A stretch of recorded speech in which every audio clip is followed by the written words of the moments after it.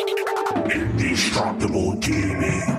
Select your character. Musket Shot. Mr. K. Let the horror begin. Boo! Scary! Frightening! May your soul be devoured. 3, 2, 1. Hello and welcome to Indestructible Gaming. I am Musket Shot, and alongside me is my co-host, Mr. K. Mr. K, hello. Hello, everyone. Welcome to a brand new episode of Indestructible Gaming and more. Yeah, and we'll start the month of October off. Well, actually, the second week of October, but this month we're focusing on some horror games. So we'll get into that in a second. And I just wanted to make a mention quickly that on our for our podcast, there's a lot of different sites you can download our podcasts on. I just wanted to give a list of the different sites you can go to for that. Of course, Apple Podcasts, Google Podcasts. We're now on Amazon Music, so you can, if you listen to Amazon Music, you can get to listen to podcasts now on Amazon Music. iHeartRadio, Podcast Addict, Castro, Podchaser, Listen Notes, Spotify, which is another big one, Overcast, Stitcher, TuneIn, Pocket Cast, Castbox, Deezer, and now also Player FM. So Wow, that's a lot. yeah, we're listed on all of those. So whatever your preference is to listening to podcasts, you can find us on one of those podcast Yeah, one of those many systems. podcasts. Yeah, that's a lot.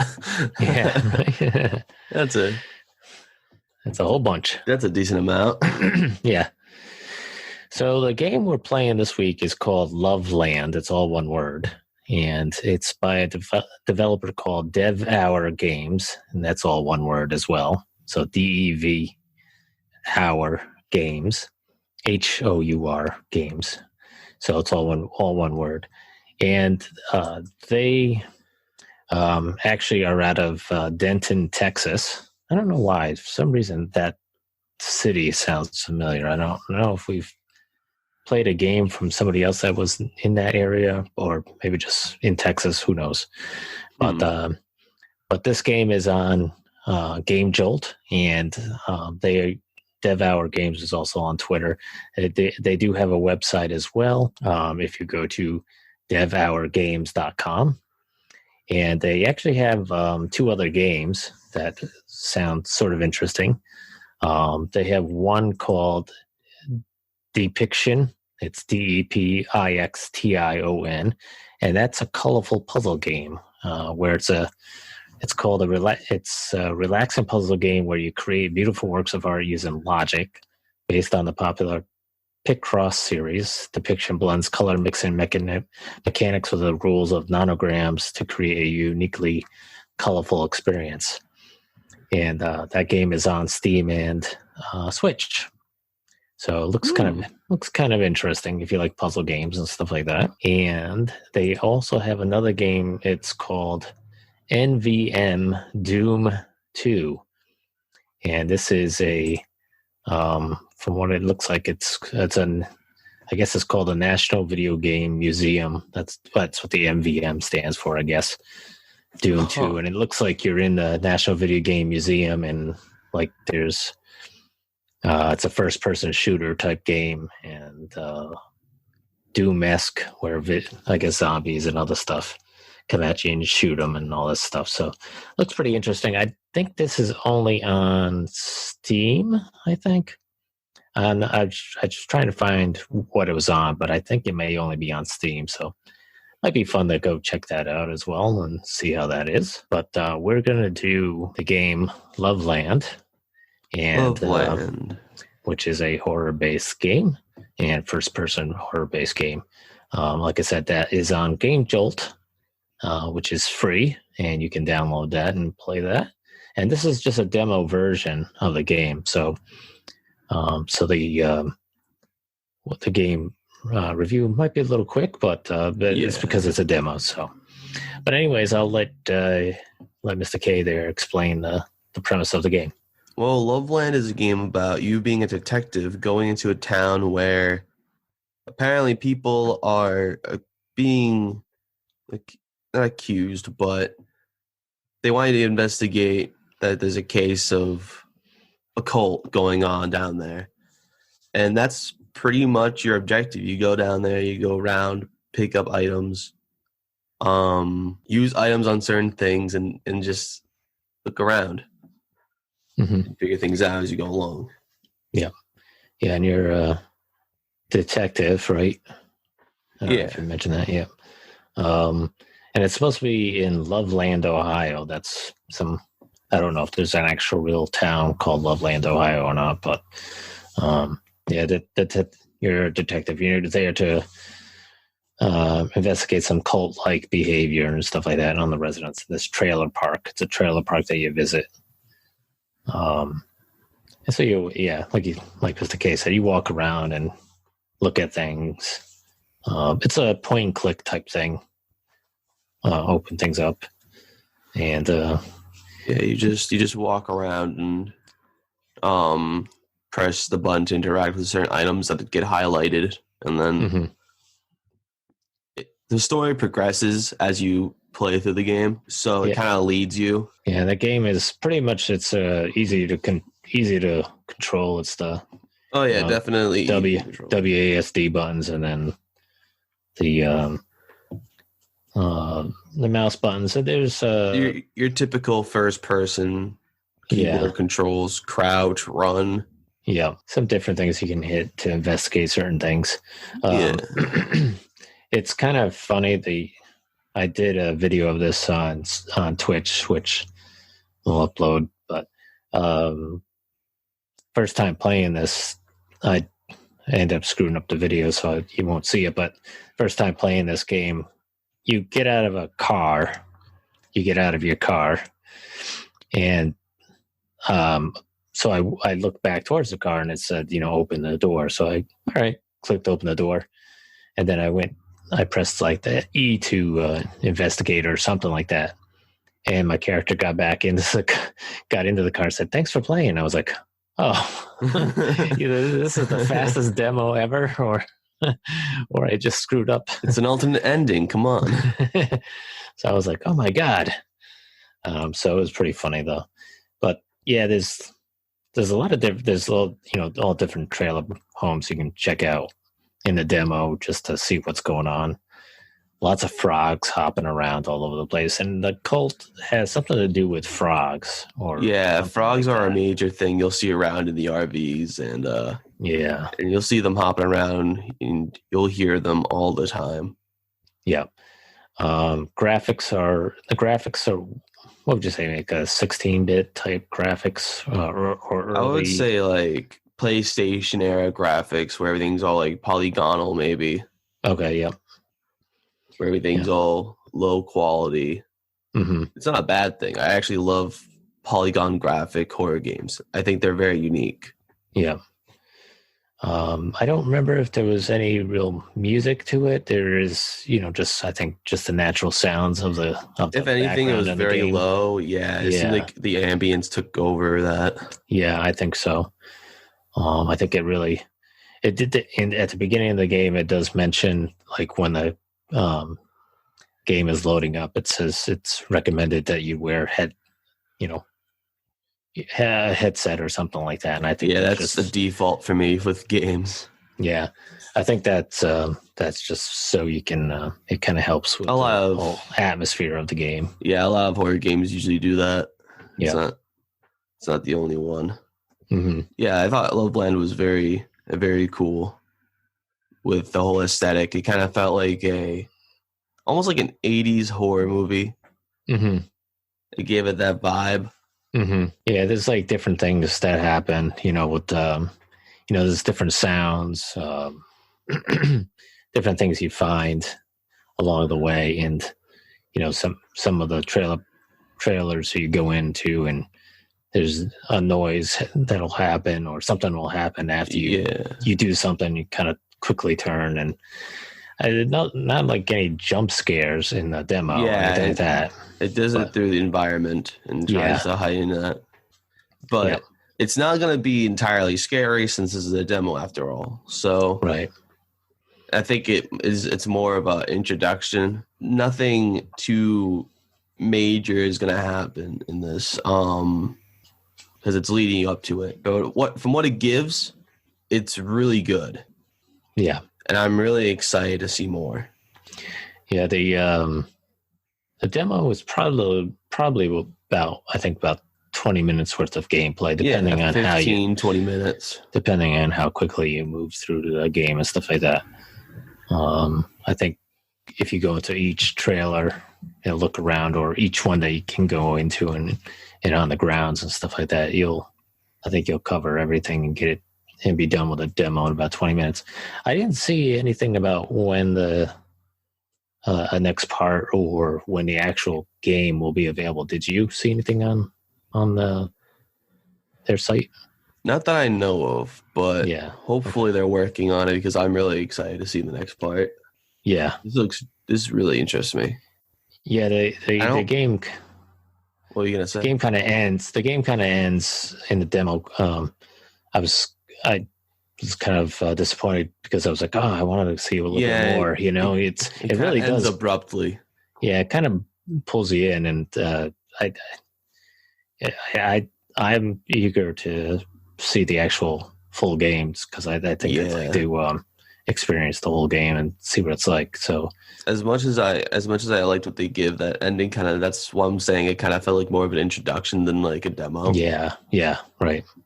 Because it just ended like that. Because I bet something probably big would have happened if they let us go into that area. Yeah. There's an office building up atop a hill that's where it pretty much ends when you go towards that, and it says thanks for playing. But so it's kind of an interesting storyline because, like I said, the frogs play a very big part of the game, and you don't know if it's some of the information in the story kind of leads to you to believe that there's some kind of cult towards these frogs, and maybe even a creature that's become from that was human is now frog-like or something like that. So there's some storylines to that kind of interesting. And before I forget, you didn't mention you can kill the frogs. Oh, you can? You can make them a bloody pile. Oh, I didn't try that. Well, how'd you do that? You just walk up to them and then press the interact button, and then they go squish. Oh, and they really? turn into like they just look like it just has blood around them, and they're just dead. You can do it to the ones that are jumping around and all that. Oh, I didn't know that. Oh, could you? That's interesting. I didn't even try that because I just assumed that they were just part of the atmosphere of the game, so I didn't even attempt to do that. That's pretty cool. So you must have been walking around just stomping on all of them. Pretty much. It's funny because I think they make a little sound when you do it. A little crunch sound. Yeah, so it's pretty funny. There's. We don't want to give away too much of it, but there is one trailer you go into that I'm assuming that some of the food for the frogs is spiders, and there's one trailer that has a boatload of them in these containers and stuff like that, and you have to smash open one of them to get a key, and there's a spider in it. And it even says like, "Oh, I hope the spider doesn't jump out at me." And I was expecting it to, and it didn't. But did you try killing the spider at all? I don't think I did. Yeah, I was, because you hit this glass container with a frying pan. So I was like, there's got to be a way to smash the spider too. But it didn't seem to be an option. So I don't know. Yeah. I thought that would have been funny to do. Would have been like a little, kill it with fire type thing, smashing smash the spider. But yeah, it's kind of a cool game because there is I mean, you go into the trailers and most of them are dark, but you can turn on lights. You do have a flashlight as your main, tool. Did you have any weapons? There was no weapons, right? You don't have like a gun or anything like that. I don't think you did. So just a flashlight, and you can, and there's like a journal type of thing. So as you're getting things, it crosses off. Yeah, you got objectives on your list. Yeah, but I think the game looks pretty good overall. Like I said earlier, it kind of gives off that the 80s horror movie vibe, especially since it feels like an introduction to it. You kind of imagine like starting a movie and you have that one scene where that cop pulls up to that situation where he doesn't know what's going to happen to him. He doesn't know what's going to happen. Yeah. That he walks in thinking, it's going to be like a burglary or something. Something simple as that. Yeah. And this is kind of what we're doing, except, cults. Right.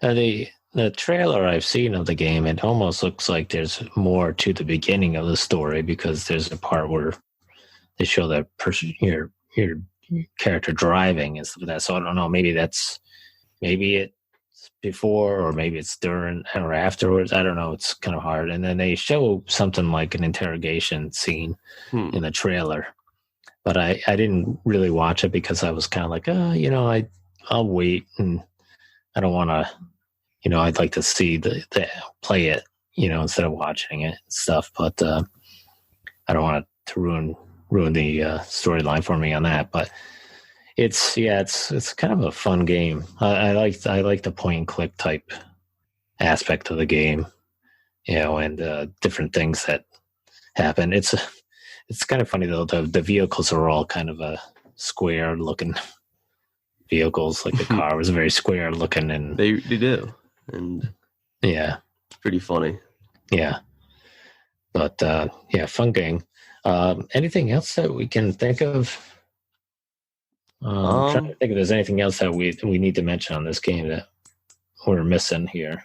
I think we got everything. Yeah, I think we covered everything for you. So what would be your scale from 1 to 5 right now? What would you say? What would you give this? I'll probably have to say it has a very good PlayStation aesthetic. I still go by my opinion of it feeling like it's almost like an 80s movie. Because it doesn't immediately force you into things. It kind of lets you fumble into them. Yeah. And when it happens, you don't expect it. And what you think to happen next, it doesn't happen next. Yeah. And I do like that a lot. I wish it wasn't short as it was. As much as I liked it, I wish it was a little longer, or at least let me see what was going on at the end, rather than just saying, you got to wait till the whole thing comes out to check it out. Because now all that work I did basically was for nothing. Because of that, I'm going to lower my rating a little bit from what I thought it was going to be. But I'll have to rate Loveland a 4 out of 5. Okay. Yeah, I think for me, it'll be a 4 out of 5 as well. I liked it, but I thought the demo was abruptly short. I wasn't really expecting it to be as quick as that was. I was expecting to kind of explore a little bit more, do a little bit more in it. But it is what it is. It's all demo games are different. Each one's got different lengths, so you never know what you're going to get with a demo game. But I like the storyline, and it's got me hooked into wanting to play the full version when it does come out. So I look forward to that when it does come out, and hopefully it'll be out within the next year or so, and maybe we could play the whole version again. Maybe next October for Halloween again, and then actually report on the full version of it. Okay. Anything else you want to add? No, I think that's it for this episode, for this game. Okay. So next week we have a game that we're going to be playing on Steam called Blameless, and again another horror type game. So we'll take a look and see what that one's like. This is again, I think more of a first-person point-and-click type-esque game. So we'll see how this one is. This is also free on Steam, so we'll check this one out. We were mentioning before the podcast started that achievements it just says 0 out of 4. So I'm not sure how many. We'll see how long this game is, but it looks kind of interesting. The graphics look different than what we just played in the demo version, and I would say probably more or less like almost like PlayStation 2 type graphics. Would you think, based on what you saw for Blameless? For Blameless, I would say PlayStation 2. Yeah. Instead of PlayStation 1. Yeah. Well, it doesn't look as like polygonal. Yeah. Well, that's what I was saying, PlayStation 2, I think. It looks more smooth, but not as refurbished. Yeah. Not